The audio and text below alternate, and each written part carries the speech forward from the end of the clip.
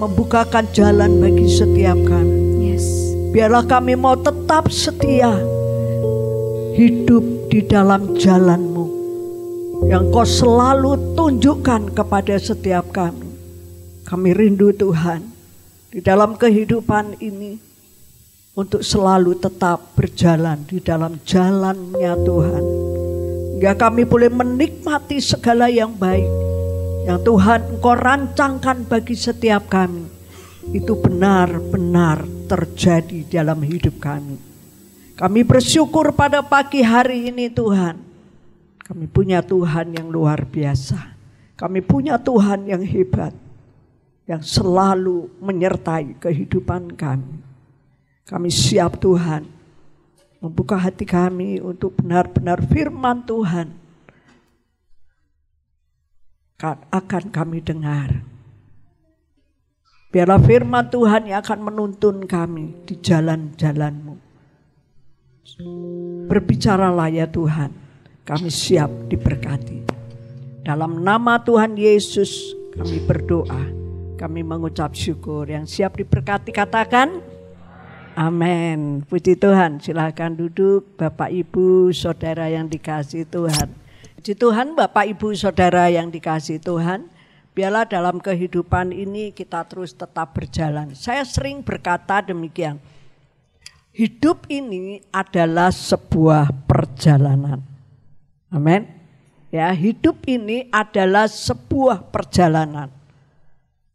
Mau tidak mau kita tetap harus berjalan. Dan terkadang jalan-jalan yang kita lalui itu adalah jalan-jalan yang baru. Ya, saya katakan demikian.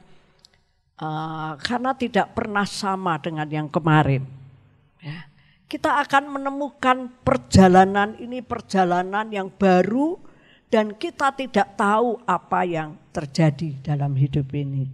Ya, saya sering sekali, bahkan sehari bisa berkali-kali. Saya kalau keluar masuk ke kota, saya selalu berjalan antara dua jalan ya, di jalan ke bawah atau di jalan ke atas. Kalau saya di jalan ke bawah, saya menghindari pas jam-jam keramaian. Ya. Saya sering jalan lewat bawah. Dan kalau saya berjalan lewat atas, ya saya melihat jarak yang saya tuju. Kalau saya mau ke daerah sana, saya pasti akan melewati jalan yang di atas. Dan saya renungkan dalam perjalanan saya. Selalu yang terjadi itu tidak sama. Ya, saya sering berjalan lewat bawah. Ya, saya pikir itu akan tidak begitu ramai.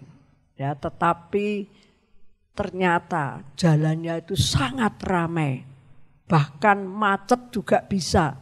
Kalau sudah ada dua mobil berpapasan, saya harus berhenti di situ beriring-iringan dengan kendaraan yang lain. Itu terjadi berkali-kali di jalan. Lalu saya coba jalan ke atas. Ya, ternyata di atas pun terkadang bisa macet. Ya.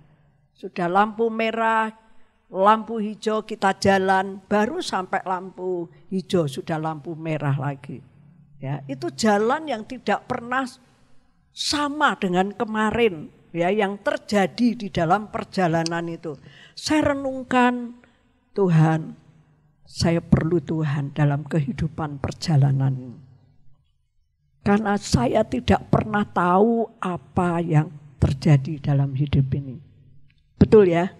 Kita hidup ini, saya katakan berkali-kali, hidup ini sebuah perjalanan.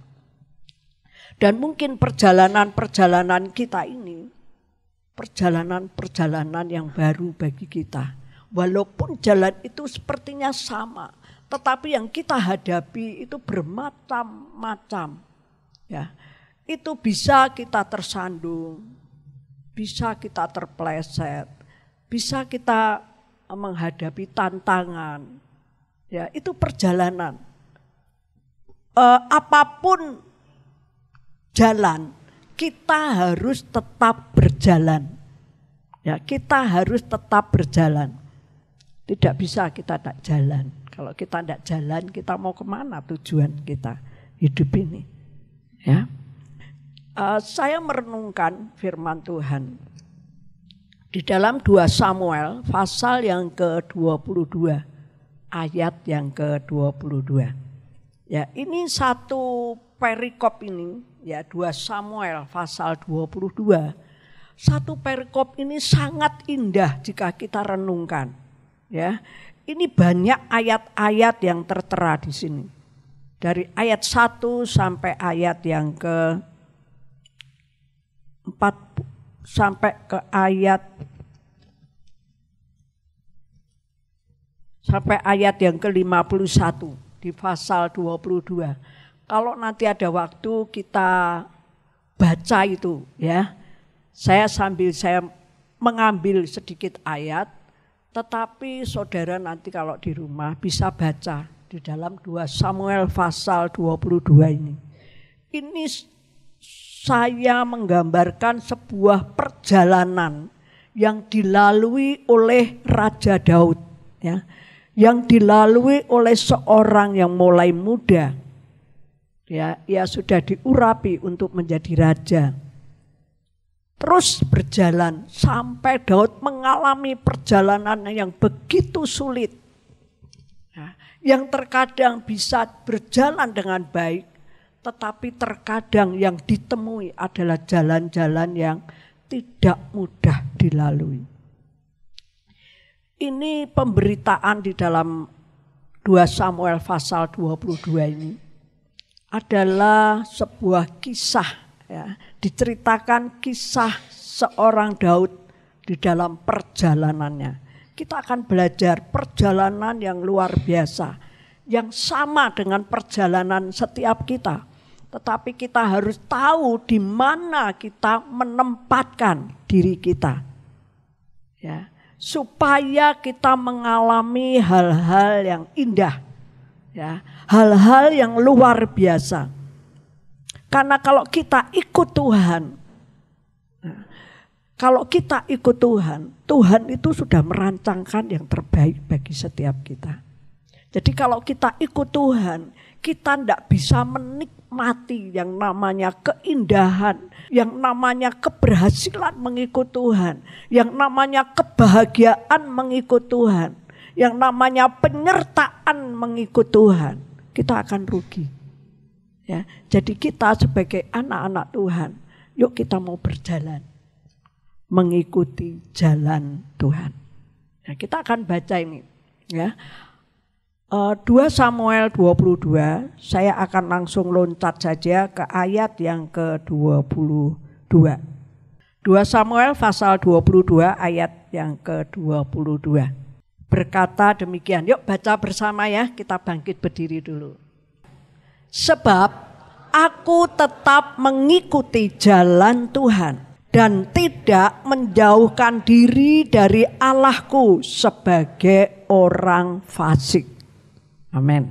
Ya, silakan duduk. Bapak Ibu, ini kunci Daud di mana Daud mengalami walaupun dalam perjalanannya itu begitu sulit, tetapi Daud berkata, sebab aku tetap mengikuti jalan Tuhan.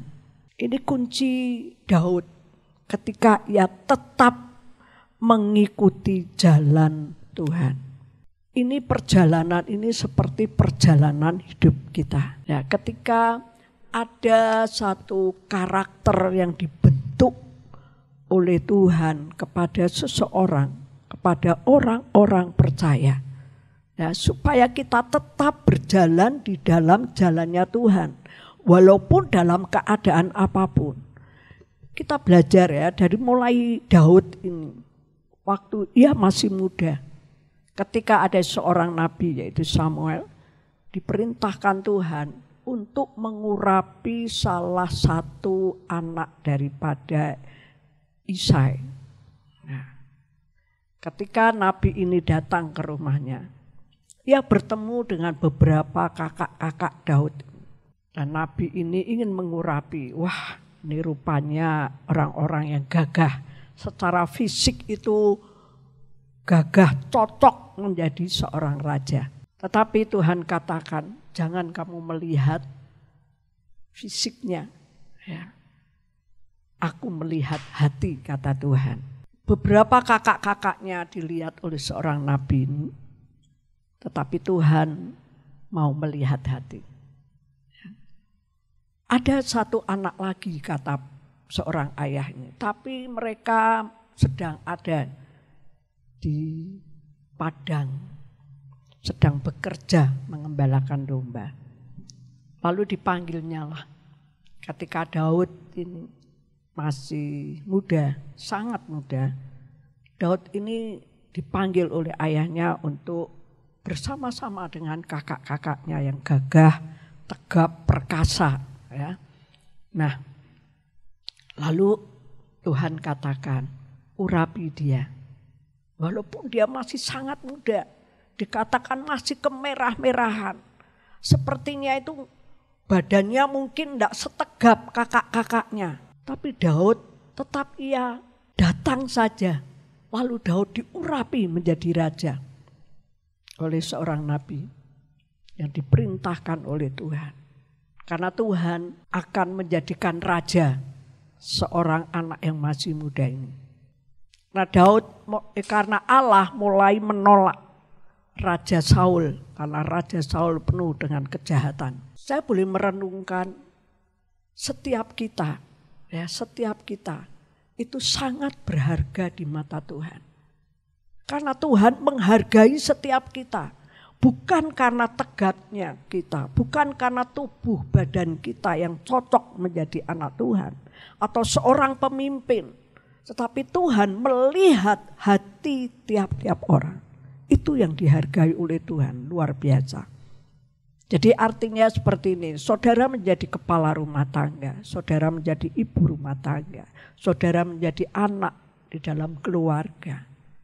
Tuhan menghargai saudara, karena Tuhan melihat setiap hati.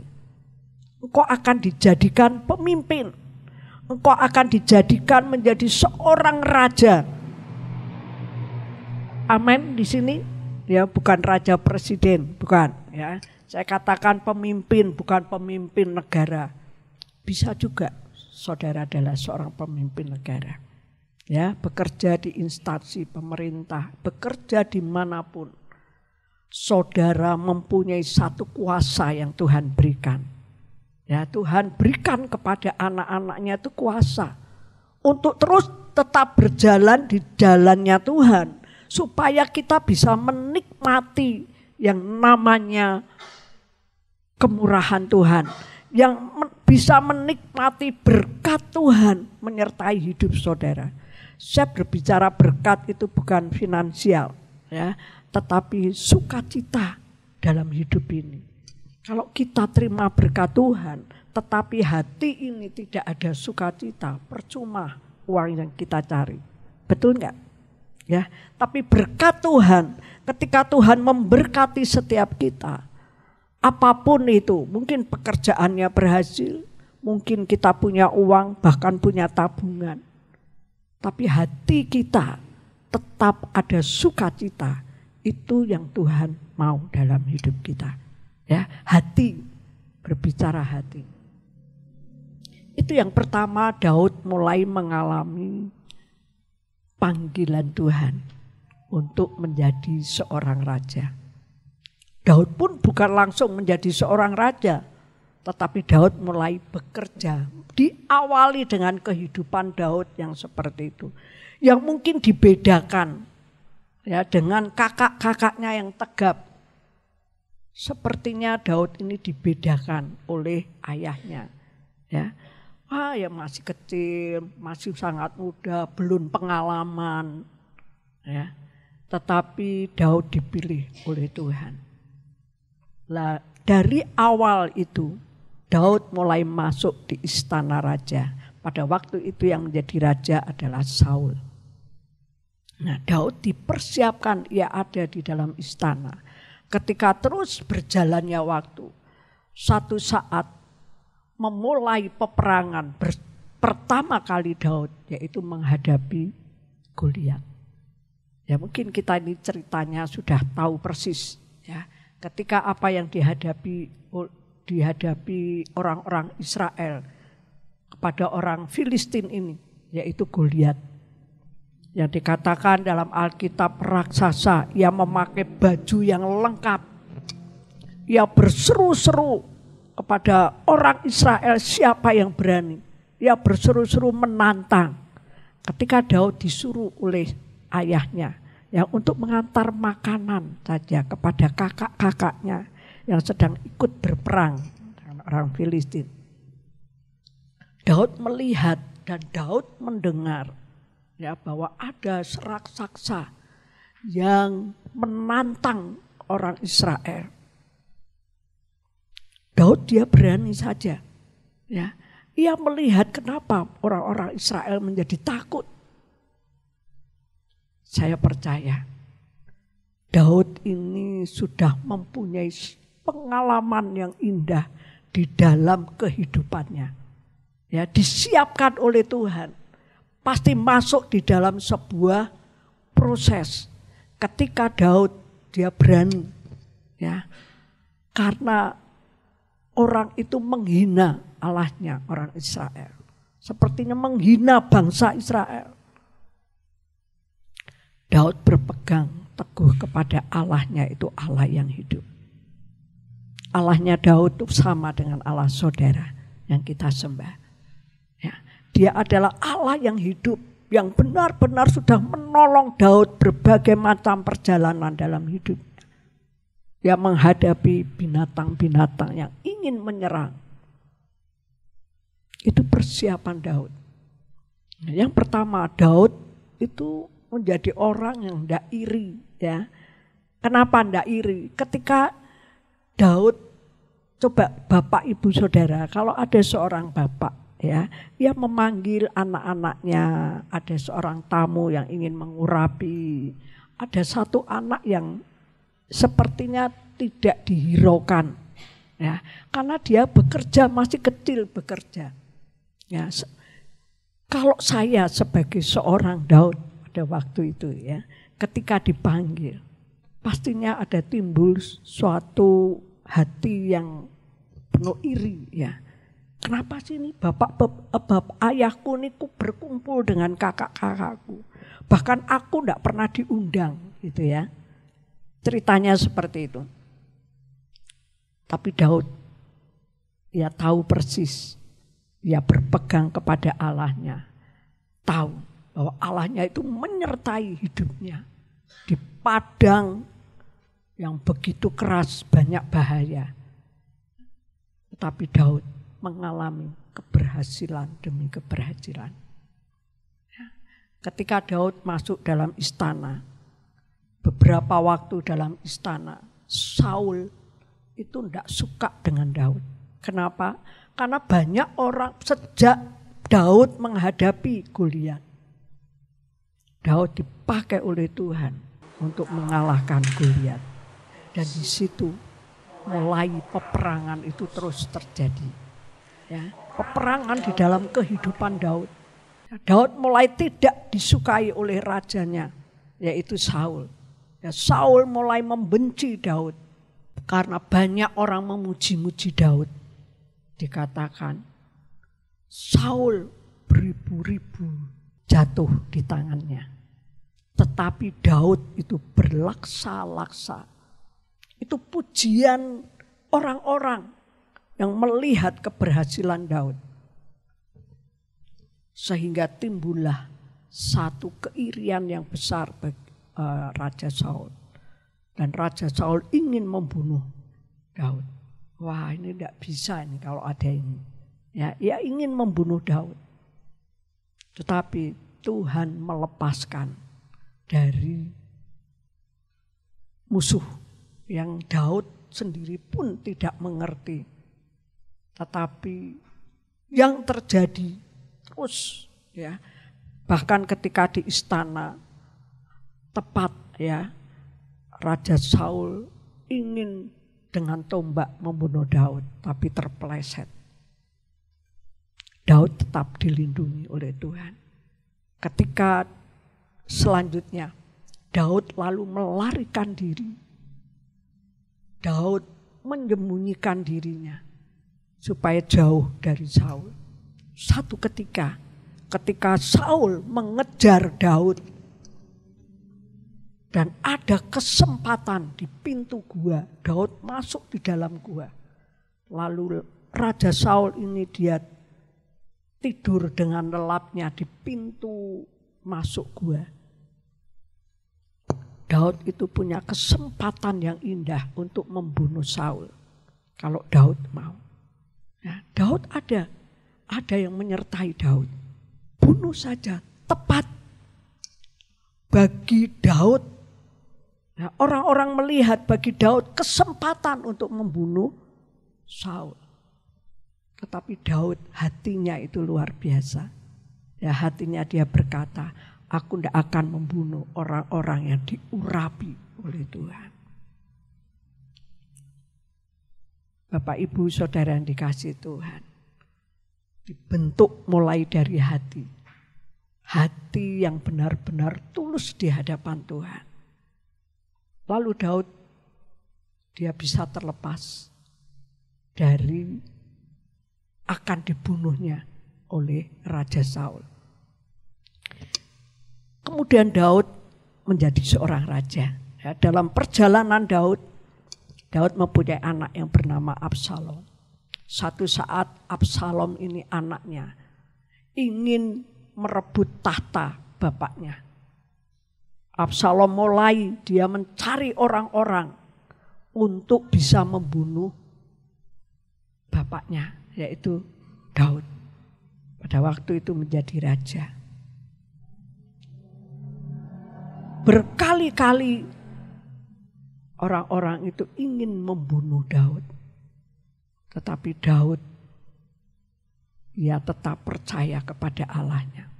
Sampai kalau dikatakan di dalam firman Tuhan sebelum ayat itu, ya, dikatakan mulai ayat yang ke-18 saya akan bacakan. Ia melepaskan aku dari musuhku yang gagah, daripada orang-orang yang membenci aku, karena mereka terlalu kuat bagiku. Mereka menghadang aku pada hari sialku, tetapi Tuhan adalah sandaran bagiku. Ia membawa aku keluar ke tempat lapang. Ia menyelamatkan aku karena ia berkenan kepadaku. Tuhan memperlakukan aku sesuai dengan kebenaranku. Ia membalas kepadaku sesuai dengan kesucian tanganku. Ini pujian kepada Allah. Karena Daud mengalami satu perjalanan sehingga Daud bisa lepas dari segala musuh yang ingin membunuh Daud. Dibentuk hatinya menjadi hati yang lembut, yang dibentuk oleh Tuhan, yang senantiasa berkenan kepada Tuhan. Bapak, Ibu, Saudara sekalian, dalam ayat yang ke-22 dikatakan, sebab aku tetap mengikuti jalan Tuhan. Ini tema yang saya berikan pada pagi hari ini. Tetap hidup, tetap mengikuti jalan Tuhan. Ketika hati ini dibentuk oleh Tuhan dan terus tetap berjalan di dalam jalannya Tuhan, Tuhan akan lepaskan dari segala musuh. Mungkin perjalanan hidup kita juga demikian. Ya, banyak bahaya yang ingin menyerang kita. Tetapi kalau kita tetap jalan di jalannya Tuhan, mengikuti tetap di jalannya Tuhan, Tuhan akan lepaskan itu semua. Tuhan akan jauhkan dari kita. Ketika mulai ada tantangan dalam hidup ini, masalah dalam hidup ini, tujuan iblis untuk melemahkan orang-orang percaya. Tetapi kalau kita tetap hidup di jalannya Tuhan, Tuhan akan jauhkan.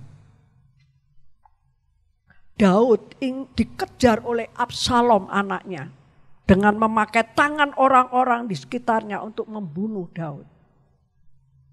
Satu saat ya, Daud tahu bahwa anaknya ingin menjadi seorang raja. Tetapi Tuhan lepaskan. Satu saat di dalam peperangan, Absalom mati oleh tentaranya sendiri. Apakah Daud bahagia? Daud tahu anaknya yang ingin membunuh ayahnya. Apakah Daud bahagia? Tidak, saudara. Daud bersedih hati. Itu seorang hati, ya, seorang anak Tuhan yang punya hati yang tulus di hadapan Tuhan, yang tetap mau mengikuti jalannya Tuhan. Bapak Ibu, kenapa Daud tetap mengikuti jalannya Tuhan? Karena Daud persis ketika berjalan di jalannya Tuhan, ada perlindungan bagi Daud. Ya, ada satu perisai dalam kehidupan Daud. Kalau dibaca di dalam ayat yang ke-31, ya berkata demikian. Pada 2 Samuel 22 ayat 21, kunci yang pertama, kenapa Daud tetap mengikuti jalan Tuhan. Adapun Allah jalannya itu sempurna. Daud mempercayai bahwa jalan Tuhan itu jalan yang sempurna. Sabda Tuhan, firman Tuhan itu murni. Dia menjadi perisai bagi semua orang. Ketika Daud tetap berjalan mengikuti jalannya Tuhan, Daud menjadikan Tuhan itu perisai dalam hidupnya. Bapak, Ibu, Saudara, kita pun banyak tantangan dalam hidup ini. Tapi jadikan Tuhan itu perisai dalam hidup kita. Kita tahu perisai, ya. Perisai itu yang akan melindungi kita dari tombak musuh, dari panah si musuh. Kita dibentengi oleh perisai. Nah, tidak akan membuat kita mati. Bapak Ibu, kenapa sampai Daud dia terus berhasil walaupun banyak orang yang ingin membunuh Daud? Daud yang memuji Tuhan. Ya, Daud ia berkata bahwa ia membawa aku keluar, ya, ke tempat yang lapang, ya, ke tempat yang tenang. Jadikan Tuhan perisai dalam hidup kita, ya, supaya kita tetap di jalannya Tuhan. Kita ini akan menikmati yang namanya perlindungan dari Tuhan. Kita menikmati kekuatan yang Tuhan berikan bagi setiap kita. Kalau di dalam perjalanan hidup kita, jadikan Tuhan itu perisai, perlindungan bagi setiap kita. Itu kunci, salah satu kunci pertama yang saya ambil. Lalu ayat yang ke-22, sebab siapakah Allah selain dari Tuhan? Nah, dan siapakah gunung batu selain dari Allah kita? Karena Daud percaya di jalannya Tuhan. Itu jalan yang sempurna. Tuhan adalah gunung batu, tidak ada Allah lain. Hanya satu yang ia sembah, yaitu Allah yang hidup. Dia yang menjadi tempat pengungsianku yang kuat dan membuat jalanku rata. Bapak Ibu, yang kedua, Allah membuat jalanku rata. Perjalanan hidup kita itu berbukit-bukit, bahkan ke lembah-lembah yang dalam. Tapi Daud katakan selalu disertai oleh Tuhan. Yang kedua, jadikan Tuhan, ya, menjadi Tuhan kita yang membuat jalan kita rata. Ya, ia yang membawa keluar dari pengungsianku dan aku selamat. Aku menikmati penyertaan Tuhan. Kalau kita mau tetap di jalannya Tuhan, jadikan Tuhan itu menjadi Tuhan kita yang kita sembah. Tuhannya Daud sama dengan Tuhannya kita. Ia yang akan membuat jalan kita rata. Ya, jalan kita rata. Dikatakan di dalam ayat yang ke-33. Ayat yang ke-34 dikatakan yang membuat kakiku seperti kaki rusa dan membuat aku berdiri di bukit. Menjadikan aku ini punya kaki seperti kaki rusa. Kenapa dibayangkan gambaran kaki rusa ini? Karena rusa ketika ia naik ke bukit, ke bukit. Itu kakinya itu lincah ya. Walaupun kakinya kecil, tetapi ia lincah dapat melompat terus naik. Dan Daud katakan, dan membuat aku berdiri di bukit, menikmati kemenangan dalam hidup ini. Bapak Ibu, kalau kita sedang menjalani berbukit-bukit, pastikan Allah kita, Tuhan kita yang kita sembah, akan membuat jalan kita ini rata. Amin. Amin. Percaya Tuhan memberikan jalan ini rata. Ya, walaupun kita harus diizinkan Tuhan untuk melewati bukit-bukit. Kadang-kadang itu bisa terpeleset perjalanan bukit, bisa jatuh, tetapi Tuhan akan membuat jalan kita itu rata. Ya, Tuhan akan membuat kemenangan demi kemenangan terjadi dalam hidup ini.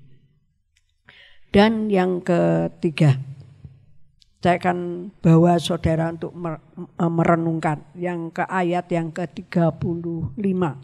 Yang mengajar tanganku berperang, sehingga lenganku dapat melengkungkan busur tembaga. Tuhan yang melatih kita berperang. Ya. Mengajar tangan kita itu berperang. Daud menikmati keberhasilan di dalam peperangan. Karena Daud mau diajar oleh Tuhan. Ya, walaupun proses itu sulit, tetapi Daud mau diajar. Di dalam perjalanan hidup ini, sebenarnya ikut Tuhan itu perjalanan yang indah. Amin. Ya, katakan perjalanan yang indah. Perjalanan yang indah. Nah, ikut Tuhan itu perjalanannya indah. Ya. Saudara jangan pernah takut ketika saudara harus naik bukit, turun ke lembah-lembah. Yang terkadang bisa membuat orang terpeleset. Kalau kita terpeleset pun, firman Tuhan kata, aku akan menopangmu. Kita tidak akan terjatuh. Bapak Ibu, mari dalam kehidupan ini, ya kita mau tetap hidup di dalam jalannya Tuhan. Ada 3 yang saya renungkan di dalam 2 Samuel 22 ini.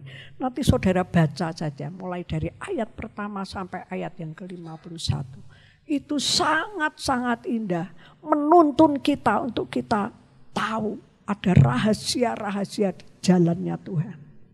Yang pertama, jadikan Tuhan itu perisai dalam hidup kita. Perlindungan Tuhan terjadi. Dan yang kedua, percaya bahwa Tuhan akan membuat rata jalan kita. Memberikan kemenangan demi kemenangan. Dan yang ketiga, Tuhan mengajar kita untuk berperang. Ya, lengan kita akan menjadi lengan yang lentur. Lengan yang pas bisa menuju ke arah musuh panah itu. Ini satu hal yang luar biasa, tapi saudara mau diajar. Ya, sulit memang, tetapi saudara mau diajar. Saya berdoa untuk setiap kita bahwa jalan Tuhan adalah jalan yang indah. Amin. Ya, jalan yang indah. Kita akan menikmati penyertaan Tuhan dalam kehidupan ini kalau kita mau tetap jalan di jalannya Tuhan. Hidup di jalannya Tuhan. Dikatakan tadi ayat yang ke-22. Sebab aku tetap mengikuti jalan Tuhan. Tetap mengikuti jalan Tuhan. Tuhan Yesus memberkati. Yuk kita akan tunduk kepala. Segala pujian, hormat, syukur hanya bagimu Tuhan. Karena Engkau besar, Engkau ajaib dalam hidup kami Tuhan. Kami bersyukur ya Tuhan buat pagi hari ini Tuhan kami boleh ada di rumah-Mu Tuhan. Kami boleh memuji Engkau amat terlebih ya Tuhan. Kami sudah ya Tuhan mendengarkan firman-Mu Tuhan. Terima kasih ya Tuhan Engkau masih ya Tuhan mengingatkan kami. Engkau mau ya Tuhan kami berjalan di jalan-Mu Tuhan. Terima kasih ya Tuhan buat kebenaran firman-Mu Tuhan. Agar ya Tuhan apa yang kami dengar ya Tuhan pagi hari ini Tuhan mengingatkan bahwa kami tetap berjalan di jalan-Mu. Walaupun terkadang jalan itu sulit, walaupun terkadang jalan itu penuh dengan liku-liku Tuhan, tapi kami percaya ya Tuhan, Engkau selalu bersama kami Tuhan. Engkau yang memberikan kekuatan buat kami, Engkau yang akan membukakan jalan buat kami. Seperti Raja Daud ya Tuhan, melihat kemenangan demi kemenangan. Kami percaya ya Tuhan, kalau kami terus ya Tuhan berjalan bersama-Mu, kemenangan demi kemenangan ya Tuhan ada di dalam kehidupan kami. Mampukan kami Tuhan, kuatkan kami, pegang tangan kami Tuhan. Kami tak sanggup Tuhan, tapi kami punya Allah yang besar, yang mampu menguatkan kami, mengangkat kami, memberikan ya Tuhan kekuatan buat kami, untuk kami berjalan di jalan-Mu Tuhan. Terima kasih ya Tuhan buat firman-Mu Tuhan. Berkati Ibu Gembala yang sudah menyampaikan firman-Mu. Biarlah ya Tuhan Engkau pakai pelayanan Ibu Gembala. Biarlah urapan yang berasal daripada-Mu terus turun atas hidup Ibu Gembala ya Tuhan. Berkati dimanapun dia berada Tuhan. Dia ya Tuhan melayani Engkau ya Tuhan. Biar Engkau pakai dengan kuat kuasa-Mu Tuhan. Berkati ya Tuhan keluarganya, berkati anak-anaknya, berkati cucu-cucunya ya Tuhan. Terima kasih ya Tuhan. Kami berdoa ya Tuhan, kami menyerahkan ya Tuhan aktivitas gereja kami ya Tuhan. Sebentar sore ya Tuhan ada ibadah umum kedua Tuhan. Bahkan ibadah ya Tuhan ya Tuhan anak muda ya Tuhan. Ibadah sekolah minggu Engkau berkati. Kami berdoa ya Tuhan, berkati kegiatan ya Tuhan gereja-Mu sepanjang minggu ini Tuhan. Agar ya Tuhan setiap pertemuan ya Tuhan, nama Tuhan ditinggikan, nama Tuhan dimuliakan ya Tuhan. Kami serahkan gereja kami ke dalam tangan-Mu Tuhan. Biar Engkau memberkati, berkati setiap jemaat-Mu yang hadir pagi hari ini Tuhan.